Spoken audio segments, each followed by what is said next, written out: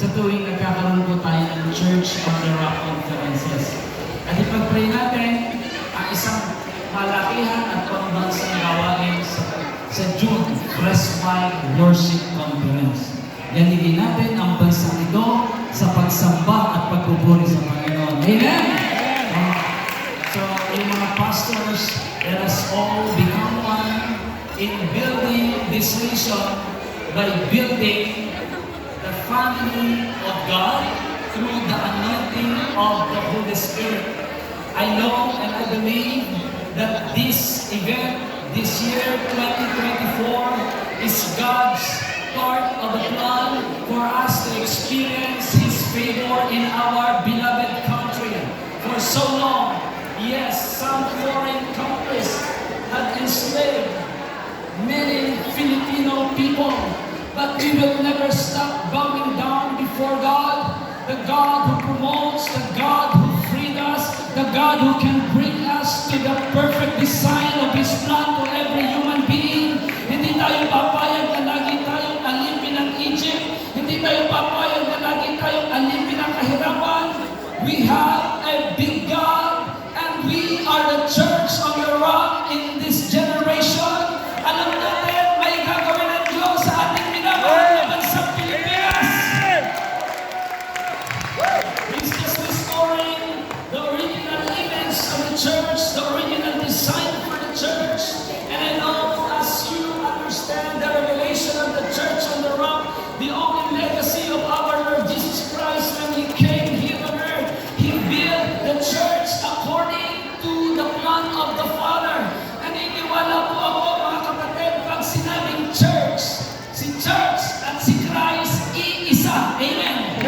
Isa lang ang mensahe ng church, to reveal God. Who is that God? Our God is Father, our God is Son, our God is Holy Spirit. Hindi ba tayo magkakaaway yan? Our God is God the Father. Amen.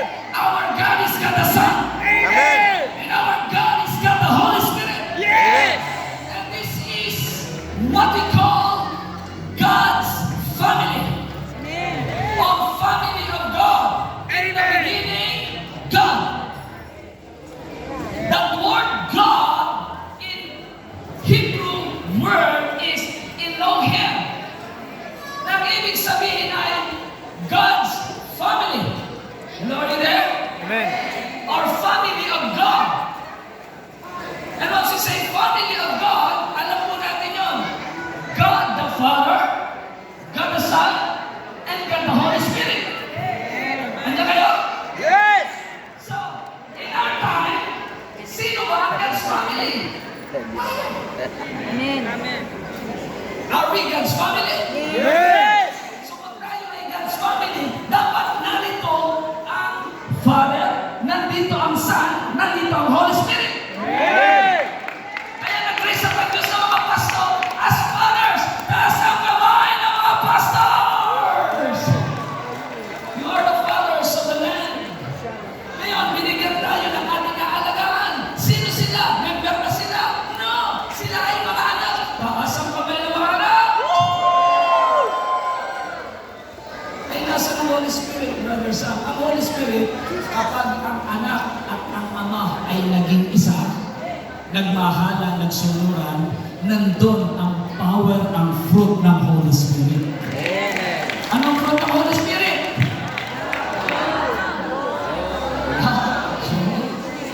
Kaya, dapat sa church, ang nakikita lang ay ama, anak, at Spirit. Are you there? Kung baga, kung hindi Father, Son, Holy Spirit, hindi ko yung church, hindi yung family of God. Dahil kailangan natin bumalik sa beginning. Ang iba yung layo na, hindi niya nakikita yung pasimula. Dapat hindi ma-disalan yung pasimula. Na ang pasimula ay walang iba kundi ang ating God's family. Kaya itinayo ni Jesus ang God's family. Pag tinignan niyo po yung Matthew 16, 13 to 19, nandun yung revelation of the Father. Nandun ang revelation of the Son. Are you there? Flesh and blood has not revealed that to you, but my. Spirit. So maraming church ngayon, ang revelation ay galing sa flesh at sa blood. Ang maririnig mo sa pulpito, kung ano yung sinabi ni Mike Enriquez, yun minsan ang naririnig sa pulpito. Kung ano yung nangyayari sa paligid, yun yung naririnig na mensahe. So ano nangyayari po? Nagkakaroon ng gateway ang kapangyarihan ng kaaway. Pero this time, mga kapatid, naniniwala po ako na ang Diyos natin magre-reveal sa atin. I-reveal ng Ama sa mga anak kung ano yung gusto ng Ama para sa mga anak. Para na sa gayon, pag narinig namin yun, pag nalaman natin yun, ay walang anak na hindi uunlad dahil nakinig sa bibig. Amen. I receive. Amen? Amen. So we need anointing. We need that anointing. And I know that the power of the Holy Spirit will speak to you more and more as you meditate on the Word of God, as you meditate on that revelation. Kapag naitayo yung church sa Father and Son relationship, no power of hell can ever prevail against the church. Amen. So kaya ang church ay may power of hell because the flesh and the blood. Nandun ang igitan, nandun ang kawayan, nandun ang hindi pagkakasundo. Pero as we hear this, alam ko, ni-neutralize ng Holy Spirit ang lahat ng power of hell sa ating mga simbahan. At ngayon, magugulit kayo.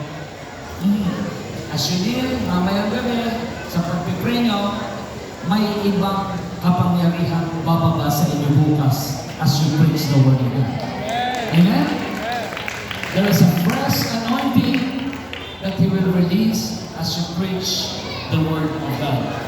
So this afternoon, tumanggap na tayo ng Word of God, tumanggap na tayo ng anointing, tumanggap na tayo ng pag-ibig, tumanggap na tayo ng pagpapatawad, tumanggap tayo ng revelation. Ano pang gusto nyo tanggapin? Ayuda. Kompleto na. This time,